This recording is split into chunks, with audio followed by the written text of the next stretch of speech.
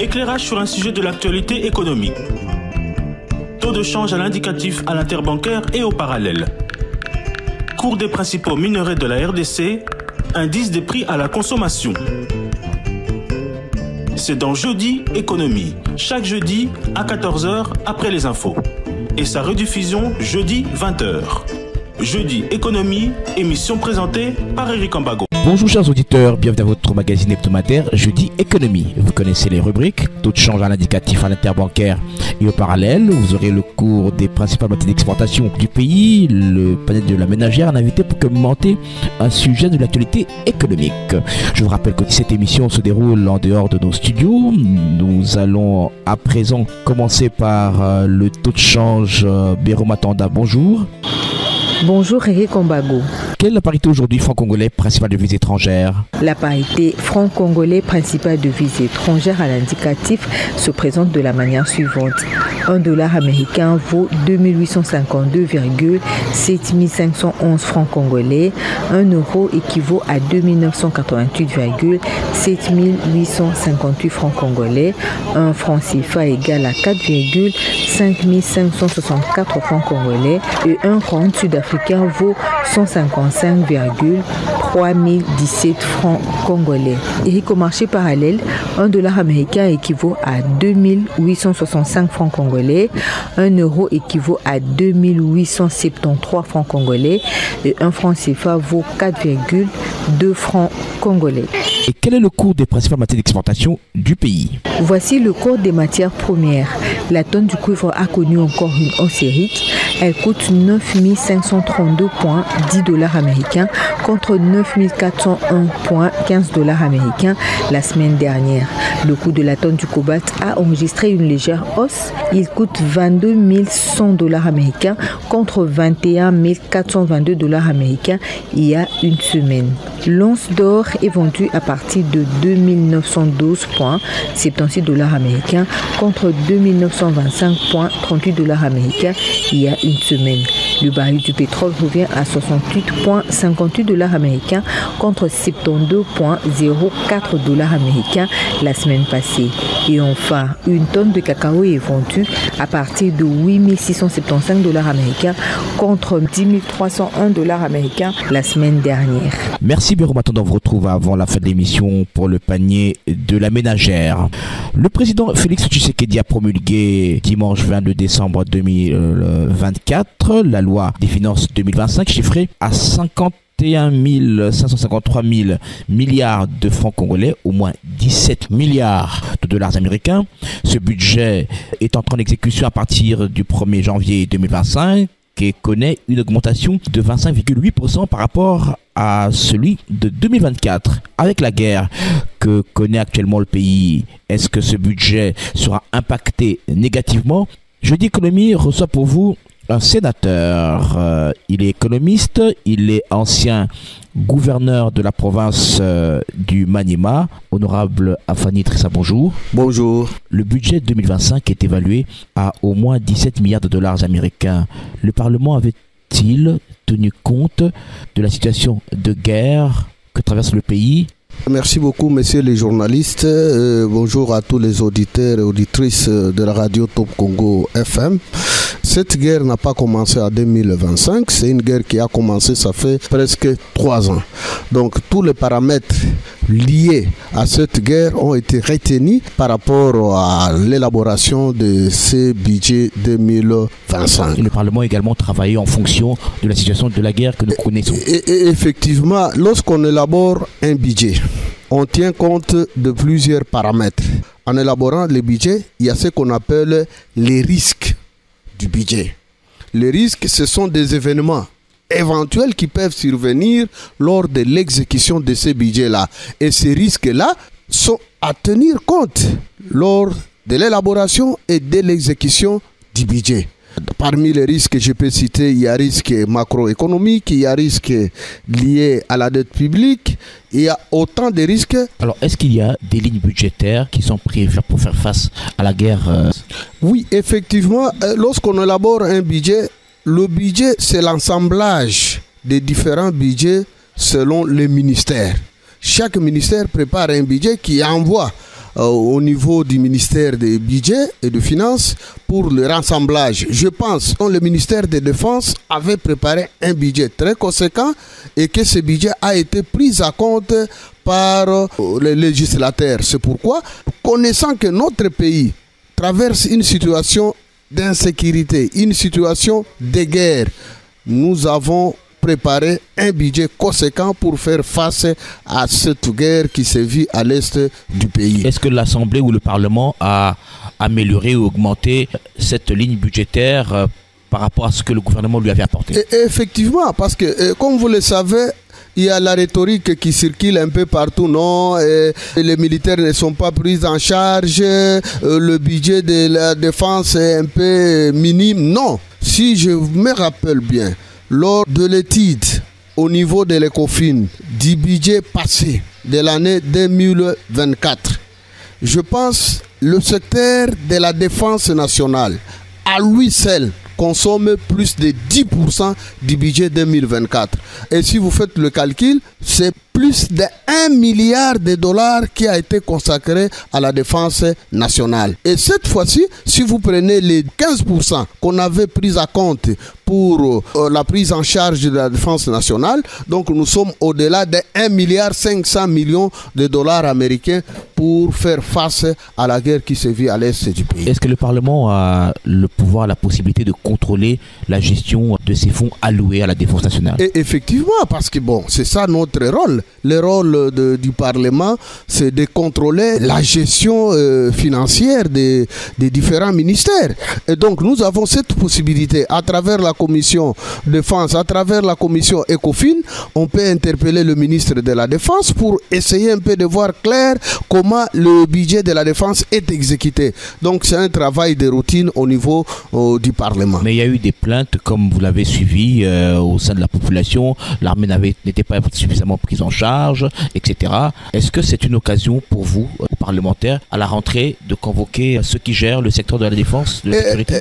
Merci beaucoup, monsieur le journaliste. Je pense que c'est une question qui se circulait comme des rumeurs, mais aujourd'hui c'est confirmé à travers le commandant suprême de l'armée. Lorsqu'il avait réuni le Parlement de l'Union sacrée, lui-même avait reconnu que si notre armée connaît des difficultés majeures, c'est parce que ceux qui encadrent cette armée n'arrivent pas à satisfaire les besoins de militaires qui sont au front. C'est-à-dire tous les fonds alloués à la charge des militaires qui sont au front n'arrivent pas à la destination telle que prévue par le législateur. C'est-à-dire quoi? Le gouvernement débourse les moyens, donne de l'argent, mais ceux qui encadrent l'armée essayent un peu de dissimuler cet argent pour leurs fins propres. Donc, dès la rentrée parlementaire, il y aura des interpellations en cascade, en commençant d'abord par le ministre de la Défense, qui est le ministère des tutelles, et ensuite les gestionnaires de fonds alloués à la défense nationale, alloués aux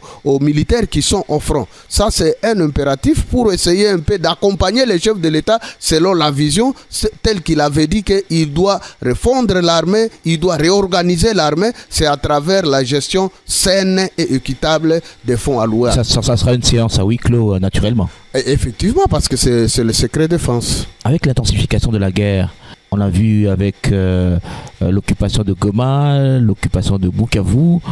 Est-ce que l'on peut dire que le budget actuel doit être modifié? Effectivement, messieurs les journalistes, comme vous le savez, lorsqu'on élabore un budget, on tient compte de la contribution de chaque secteur dans ce budget-là. Et ces secteurs-là sont implantés effectivement dans les différentes provinces. C'est pourquoi vous avez les divisions qui représentent les entreprises génératrices de recettes au niveau de l'État. Vous avez la DGDA, vous avez la DGI, vous avez la DGRAD. Ce sont les trois régies financières qui contribuent au niveau de notre budget en grande quantité. Et vous avez aussi certains ministères aussi. Vous avez le ministère des Transports, vous avez le ministère des Mines, vous avez autant de ces divisions qui sont implantées dans les différentes provinces et qui contribuent à fond sur la réalisation de notre budget. Mais malheureusement, aujourd'hui, nous avons une partie importante de notre territoire national qui est occupée par les envahisseurs. Vous avez la ville de Goma, vous avez quelques territoires de la province du Nord Kivu, vous avez quelques territoires ainsi que la ville de Bukavu. Et si vous regardez bien la contribution de ces deux provinces au niveau du budget national, c'est une contribution assez importante pour arriver à réaliser ce qu'on avait prévu à ce qui concerne le budget 2025. Alors, honorable, est-ce que la participation aujourd'hui de ces deux provinces, Nord Kivu et Sud Kivu, pouvait atteindre 20% du budget national? Ça peut atteindre plus, au moins 15 ou 16%. Donc ça veut dire que l'État doit trouver des ressources additionnelles pour remplacer ces recettes? Effectivement, l'État doit trouver des recettes additionnelles ou bien modifier les budgets actuels, c'est-à-dire à travers ce qu'on appelle un budget rectificatif. Et cela va se faire d'ici la rentrée parlementaire. Le ministère du budget, y compris avec celui des finances, vont présenter un budget rectificatif qui va être soumis au Parlement. Le ministre va tenir compte de cette situation actuelle que présente notre pays concernant la mobilisation des recettes, parce que la province du Nord Kivu ne va pas présenter en entièreté, même si nous avons un gouverneur militaire, mais il gouverne une partie de la province du Nord Kivu, et celui du Sud Kivu aussi gouverne une partie de la province du Sud Kivu. Alors ces parties-là qui ne sont pas gérées par le gouvernement central, qui sont gérées par les envahisseurs, tous ces fonds-là et qui étaient obligés d'être mobilisés par le gouvernement centrale à travers leur représentation au niveau des provinces ne vont plus entrer dans les trésors publics. Alors ça a un impact négatif sur la réalisation ou sur la mobilisation des recettes à ce qui concerne le budget national. Alors si on dit aujourd'hui que le budget est d'au moins 17 milliards de dollars, on doit revoir les calculs à la baisse. Mais si vous prenez 15% par rapport à 17 milliards, c'est à peu près 2,5 milliards. Ce sont des prévisions.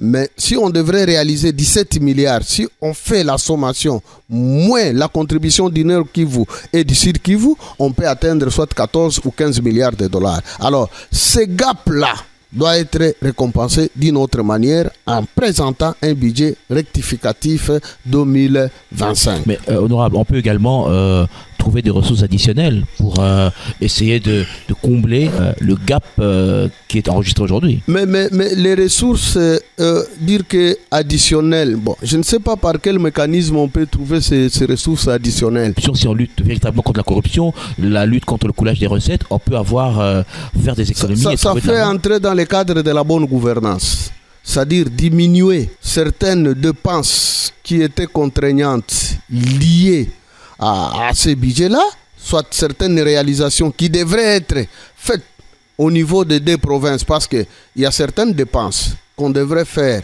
à ce qui concerne les investissements dans la ville de Goma, les investissements dans la ville de Bukavu, les investissements dans les territoires de Rutshuru et consorts. Ce sont des recettes qui ne devraient plus être exécutées au niveau de ces deux villes, de ces différents territoires occupés par les envahisseurs. Il y a un manque à gagner parce que on devrait avoir une contribution à partir de ces deux provinces, mais nous ne les aurons plus. Donc là, on va chercher maintenant l'équilibre entre ces dépenses qui devraient être exécutées et les recettes qu'on devrait enregistrer au niveau du budget.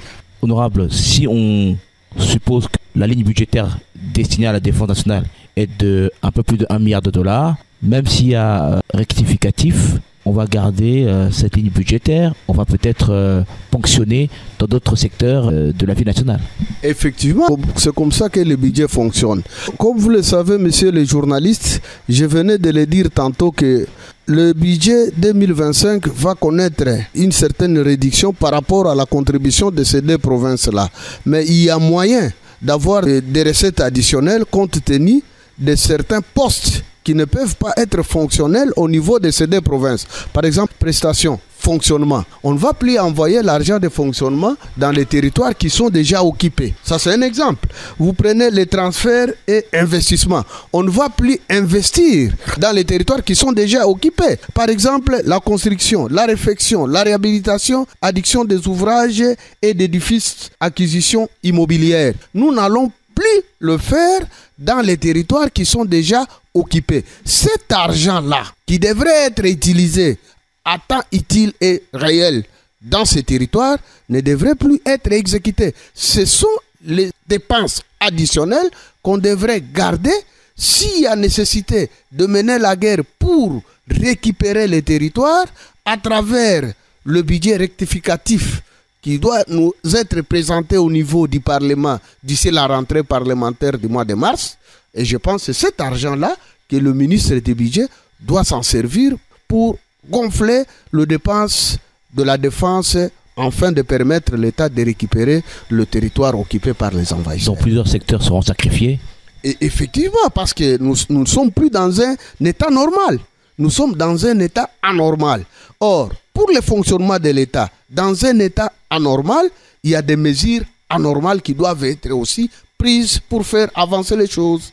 Alors, honorable, il y a des parties, comme vous avez dit, de ces deux provinces qui sont sous le contrôle du gouvernement, notamment Lubero, qui est contrôlé par le gouvernement.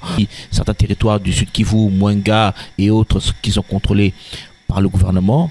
De ce côté-là, comment ça se passe maintenant la gestion? Est-ce que le gouvernement va continuer à envoyer de l'argent dans ces territoires-là? Ça se passera comment? Mais c'est sous contrôle de l'État. L'État fonctionne normalement et l'autorité de l'État est installée dans ces territoires non encore occupés. Alors, tout ce qui est lié aux dépenses publiques, je pense l'État doit continuer à le faire sans embâche, sans contrainte, sans blocage. Si on envoyait par mois dans l'ensemble de la province du Nord Kivu une enveloppe de plus ou moins, je prends l'exemple de $1 million ou 2 millions ou 3 millions $, ça va tenir compte seulement des territoires que le gouvernement contrôle. Cet argent qui reste va rentrer au trésor public et servir à l'effort de guerre. Ça, c'est un exemple que moi-même je suis en train de donner, mais ça ne vient pas du gouvernement. C'est ça ma manière de voir les choses. Et que vous dites-vous de ces fonctionnaires qui sont dans ces territoires occupés? Ils ne seront plus payés par le gouvernement central.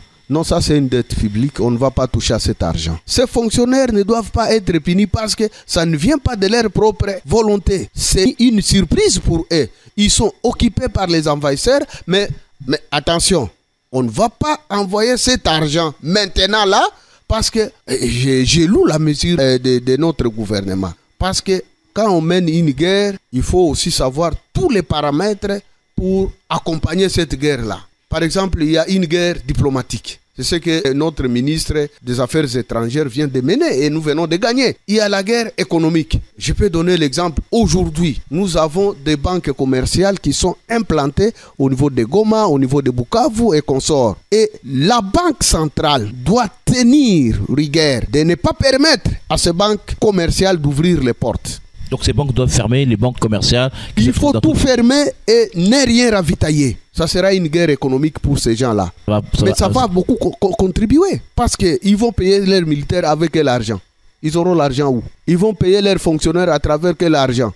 Ce sont les populations qui vont en souffrir. Mais la population va souffrir dans peu d'étapes. D'ici là, l'État va prendre des mesures pour sauver nos populations. Nous n'allons pas continuer à laisser nos populations continuer à souffrir par les envahisseurs qui sont venus du Rwanda et asphyxier notre population.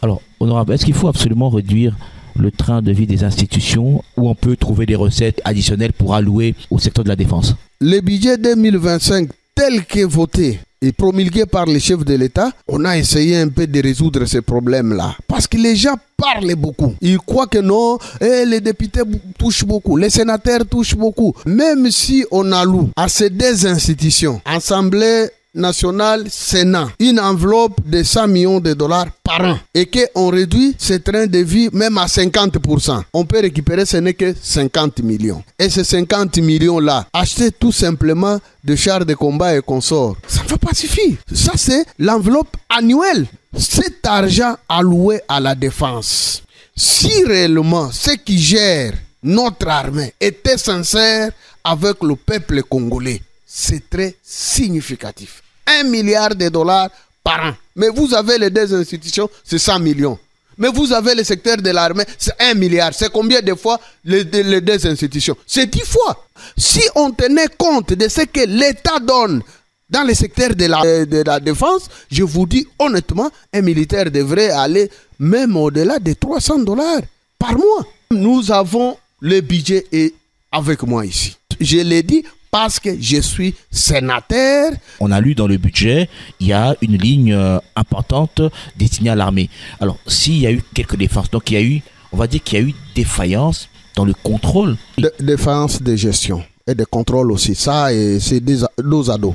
Il va falloir... Défaillance de gestion et défaillance de contrôle. Alors, il va falloir... On n'a pas été très rigoureux en ce qui concerne le contrôle de la gestion des fonds alloués à la défense. Alors, qui sera puni?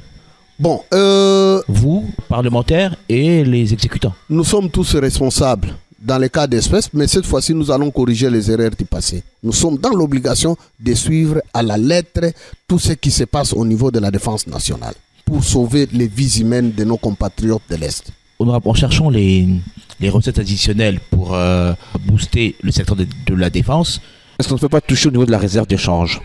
Non. Quand on touche, ça devient dangereux pour l'État congolais. Et nous ne sommes pas encore à ce niveau-là, parce que nous avons assez de moyens. On est à 6 milliards aujourd'hui, on peut se délaisser de 3 milliards par exemple. Non. Ça, sur le plan économique, c'est très grave.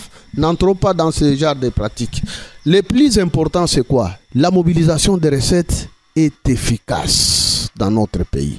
Ce qui est important, c'est de voir comment améliorer la bonne gouvernance. C'est ça le problème. Arrêter l'impunité. Tout ce qui est soupçonné de détournement des deniers publics doit être arrêté, jugé et retourner les biens. S'il a des biens, on arrache les biens, on les met à vente aux enchères et l'État récupère ce qu'il devrait. Si il n'a pas la possibilité, il doit être travailleur à vie pour retourner l'argent de l'État. Et c'est comme ça que dans d'autres récits on fait. Aujourd'hui, avec cette guerre, est-ce qu'on peut encore espérer une croissance économique en RDC? Oui, parce que cette guerre affecte une partie du territoire national et non pas l'ensemble. Nous avons au moins 9 frontières, mais c'est une frontière avec un seul pays, c'est-à-dire avec le Rwanda. Mais les gros des opérations économiques ne se font pas avec le Rwanda. Et les gros se font avec la Zambie, la Tanzanie, l'Ouganda, ainsi de suite, le Congo-Brazza, l'Angola et consorts. La situation actuelle, malgré la guerre, va demeurer stable. Les échanges commerciaux vont évoluer. Les exportations du cuivre vont continuer à se faire et on pourra investir dans les parties qui ne sont pas occupées par l'ennemi. Oui, effectivement, là, je rassure l'opinion que les opérations économiques fonctionnent normalement dans cette partie du pays non encore occupée. Mais il y aura des ralentissements économiques à ce qui concerne les biens et services à travers, par exemple, je prends le secteur des transports, parce qu'il y a des vols qui étaient programmés dans le Nord Kivu et ces entreprises-là, des services, ne vont plus fonctionner comme d'habitude. Il y aura ralentissement de leur économie. Et s'il y a ralentissement dans ce secteur-là, ça touche effectivement sur le plan national. Donc de ce côté-là, je suis d'accord qu'il y aura ralentissement sur le plan économique. Mais dans les autres secteurs, exportation, import, export, je pense que ça va fonctionner normalement. Donc on va dire cette guerre ne va pas impacter négativement l'économie congolaise. Non. Nous devons beaucoup travailler pour arrêter cette guerre et c'est pourquoi je profite de cette occasion pour louer les efforts de la communauté internationale. Là, tout le monde ne s'attendait pas, mais aujourd'hui, la communauté internationale vient de nous faire une surprise. Que la communauté internationale dit à haute voix que le Congo est agressé et demande au Rwanda nommément de retirer ses troupes. À l'époque, on ne disait pas que le Rwanda, mais aujourd'hui, on dit Rwanda doit retirer ses troupes à l'est du pays. On l'avait dit également en 1997, le Rwanda doit quitter le Zaïre. Mais le Rwanda n'a jamais quitté le Zaïre et est arrivé jusqu'à Kinshasa. Et cela ne va pas nous permettre de fermer les yeux parce que nous connaissons la manière dont notre adversaire opère. Il fait semblant, mais sur le terrain, il fait autre chose. Et nous allons les corriger. Ça, il faut être d'accord avec nous. On voit aujourd'hui les entreprises contribuer pour l'effort de guerre. Est-ce que ça ne doit pas impacter négativement la croissance de ces entreprises? Mais écoutez, ces entreprises-là qui contribuent à l'effort de guerre ont leur budget. Et chaque entreprise a des réserves. Je pense, à mon humble avis, l'argent que ces entreprises contribuent pour l'effort de guerre, ce n'est pas l'argent du fonctionnement des budgets. Je peux supposer que ça fait partie de leurs réserves. Le dividende que ces entreprises gagnent, et c'est à ce moment-là ils tirent quelque chose pour verser dans les comptes de l'État. Parce que tout gestionnaire avéré ne peut pas toucher le capital d'investissement d'une entreprise, non. Est-ce qu'on a besoin de l'effort de guerre si le budget alloué à la défense est bien géré? Si, bon, écoutez, les budgets que nous avons votés, c'est une prévision. Ce n'est pas une certitude, c'est pourquoi, arrivé au mois de mars, on va présenter ce qu'on appelle un budget rectificatif. C'est par rapport à certaines contraintes que les agents ou les entreprises ou les régies financières qui mobilisent les recettes présentent comme contraintes sur la réalisation de ces recettes-là, ce qu'on appelle les risques budgétaires. C'est à ce moment-là qu'on peut voir si réellement nous serons en mesure de réaliser les 17 milliards ou nous ne serons pas en mesure de réaliser les 17 milliards. Il y a par exemple les sources de financement de bailleurs de fonds. Ils peuvent vous promettre que nous allons verser autant cette année, mais on n'arrive pas à le verser. Ces promesses-là, si ces promesses-là n'arriveront jamais, il faut rectifier les budgets. Donc ce sont là certaines contraintes, certains risques budgétaires. Alors, honorable, nakotuno mituna na tunyo mukusi na lingala kopesa biso osala mwa makasi koloba na lingala pona ba landi na biso. Alors, honorable, Bitumba ezali na Est, na Nord Kivu, na Sud Kivu. Bo votaki budget ezaleki 17 milliards de dollars. Est-ce que na leko ya Bitumba ezali? Est-ce que budget wana ekotikalaka 17 milliards to ekokita? Ndeko, budget wana to vote yango à la hauteur de 17 milliards. Tango to vote budget wana, province ya Sud Kivu na province ya Nord Kivu ezalaki na maboko ya l'État congolais. Mais na esiko tozoloba Sud Kivu, c'est-à-dire Bukavu, na quelques territoires, Goma na quelques territoires, bazana lisusu na contrôle ya l'État te. Sikoyo ba entreprise oyo ebandaki kofuta pako ya l'État na ba entité wana ekofuta lisusu te. Donc budget na biso ekokita mwa muke parce que mbongo wana oyo tolingaki tozwa na Goma, tozwa na Bukavu, tozwa na Ruchuru, tozwa na Calais, tozwa na Bunagana et consort et okota lisusu na compte ya l'État te. Donc pour la prévision oyo to salaki to voter yango, puis président de la République a publié comme budget à l'État et koki kokoma 17 milliards lisusu te et kokita mwa muke. Mais il y a moyen aussi ya kosala équilibre parce que ba dépense mosusu oyo tolingaki to sala pona ba province wana, pona ba ville wana, par exemple ba dépense ya kotonga bandako, ba dépense ya kusala baka niveau, ba dépense ya kusala banzela, ba dépense ya kusala ba centre de santé, na ba dépense ya fonctionnement na ba entité décentralisée ya ba mboka wana oyo ba envahisseur basi bazui mbongo wana ekokende lisusu te na kote wana. Même si budget ekiti, mais tokozwa économie ya ba mbongo wana oyo mbongo wana nde tobengaka yango économie de guerre. Alors, c'est à ce moment-là, ministre ya budget nabiso a présenté oyo balobaka budget rectificatif. Parce que ba mboka wana ici ozwami na ba nguna ya Congo, alors il fallait to rectifier moyen ndenge nini mbongo oyo ekomi économie de guerre ekokende na soit na ministère ya défense ekokende pamba boete, il fallait ba présenter oyo na lobi yango na lopoto budget rectificatif. Mbongo esengeli pona Bitumba ekobujete bako ekozalaka ndenge bolingelaki plus de 1 milliard de dollars. Oui, ekobujete parce que mbongo wana ekotikala o économie de guerre ekobakisa mbongo wana po ekende même eleka 1 milliard de dollars. Batoza komi lela mbongo za belé 1 milliard de dollars koleka, mais boni mapinga baza komi lela boni nizoka mbana mbongo ebele na katali benga. C'est pourquoi tout le monde que makambo ya Bitumba na mboka na biso ba oyo bazo kamba mapinga bazo gérer mbongo ya mapinga bien te. C'est pourquoi na rentrée parlementaire oyo koya toko banda ko benga moko na moko ayebisa biso ndenge babandaki ko gérer mbongo wana parce que commandant suprême azui pasi bato bazolo oh président azopesa mbongo te oh président de la république atiki bana na ye oh président mais monsieur le journaliste Eric Ambago nayebisi yo ya solo ke mbongo ya mapinga ezali d'ailleurs soki olandeli babidje nyos oyo ese eleka ekomi na tango ya président Tshisekedi nde mbongo ya mapinga emati ebele to leki même 1 milliard de dollars par an. Même si bato bazoloba non, écoutez, les députés, sénateurs, bangonde bazoli mbongo ebele. Mais na ebisi yo total na poste budgétaire ya ensemble na Sénat. Mbula Mobimba, c'est 100 millions. Mais mapinga, Mbula Mobimba, c'est plus d'1 milliard de dollars. Banani baleki na mbongo ebele. Eza mapinga, mais mbongo wana ezali mal géré. Voilà un peu le résumé en lingala de ce qu'on a dit en français avec l'honorable Afani Idrissa.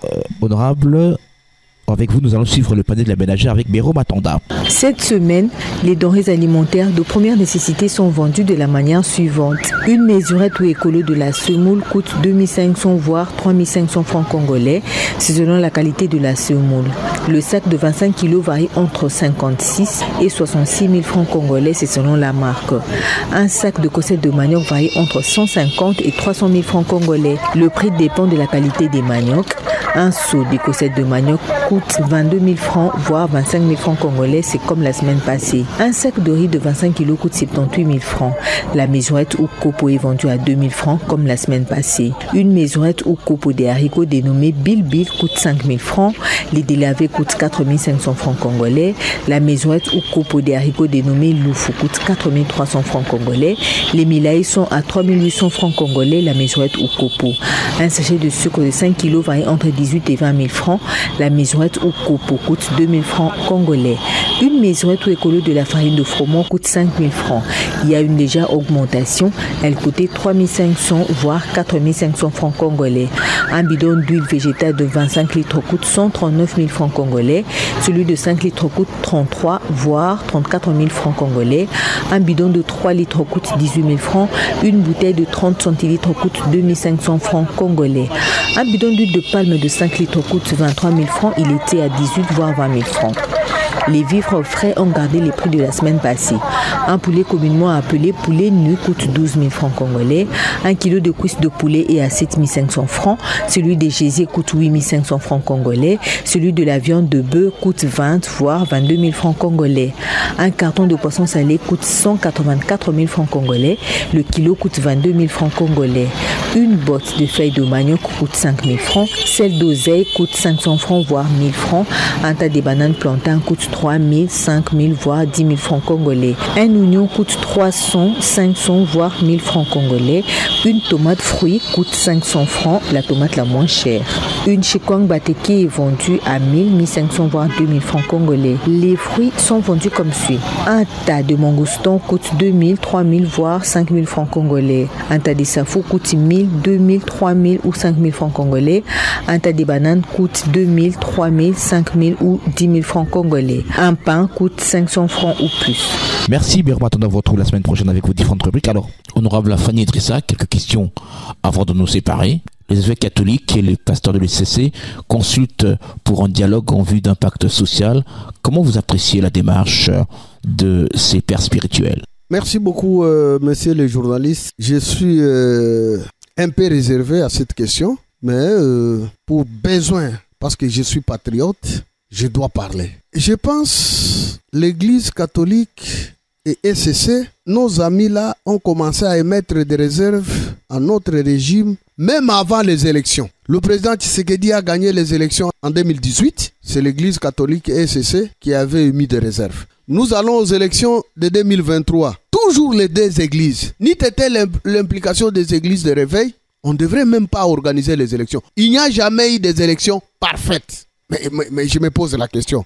Ou soit, ces deux églises doivent se transformer tout simplement en politique. Vous n'êtes pas d'accord avec leur démarche? Consultation pour faire quoi? Pour un pacte social. Nous sommes pacte social de quoi et de qui? au bénéfice de qui? Parce que Katumbi n'a pas gagné les élections, il faut un pacte social. Il a échoué. Il doit attendre 5 ans. On dit qu'il n'y a pas de cohésion dans le pays. La cohésion existe. Il y a tout simplement agression. Le pays est envahi par les Rwandais. C'est ça la cohésion? Nous devons faire cohésion avec les Rwandais. Si ces deux églises étaient sincères avec le peuple congolais, c'est le moment que nous devrions voir leur bonne foi et leur transparence et leur sincérité. En faisant quoi? C'est de dire clairement, comme venait de le dire la communauté internationale aujourd'hui, clairement au Rwanda de retirer ses troupes qui massacrent, qui pillent, qui violent le peuple congolais. Mais aujourd'hui, je vois, non, pacte républicain, il faut aller voir Nanga, quelqu'un qui a été condamné par notre justice. Donc pas de dialogue, pas d'échange entre le pouvoir, l'opposition. Nous sommes allés aux élections. Il y a un président de la République qui a été élu avec 73%, exprimé par la population congolaise dans son ensemble. Il y a des députés nationaux qui ont été élus régulièrement. Il y a des sénateurs qui ont été élus régulièrement, les députés provinciaux, les gouverneurs de province. Les institutions sont mises en place. Ce n'est pas ça l'État. Non, parce que Katumbi n'a pas été aux élections, parce que Kabila et son FCC ont refusé d'aller aux élections, il n'y a pas de pacte social. Non,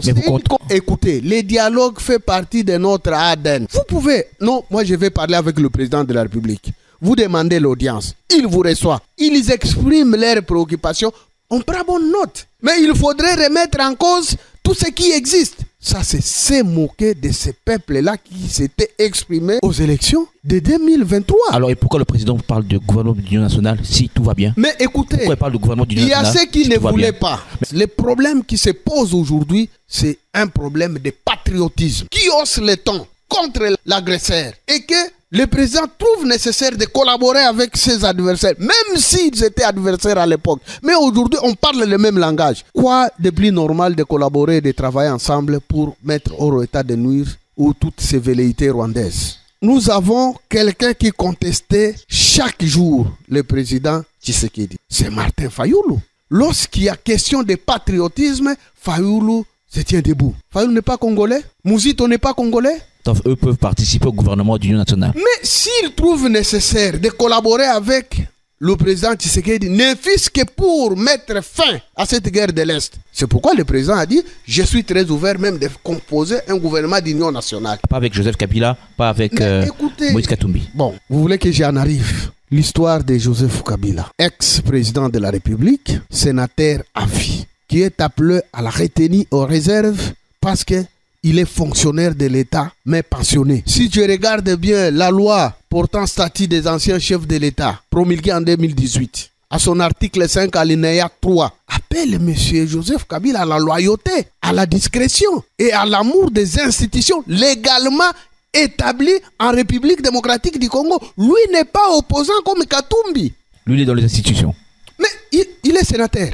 Il est où? C'est un sénateur à vie. Il est comme moi. Mais il touche. C'est pourquoi je dois appeler le ministre de la Justice de faire tout possible pour modifier cette loi-là portant statut des anciens chefs de l'État. Parce qu'on en a marre. Mais il n'avait pas le droit de parler, il n'a pas le droit de parler. Il a le droit de parler, mais il a tapé en dehors. Kabila n'est pas un modèle en démocratie. Nous allons opposer une résistance farouche. Et je félicite le président de la République le fait de refuser de négocier avec Nanga. Le M23, c'est une coquille vide. Le M23 n'existe pas. Si on acceptait de négocier avec le M23, les Rwandais peuvent créer plusieurs M23 et on continue à verser les Rwandais dans l'armée congolaise. Tout Congolais patriote doit tenir tête et soutenir le président de la République du refus de négocier avec Nanga, mais l'encourager de négocier avec Kagame, que Kagame expose tous les problèmes qu'il a contre les Congolais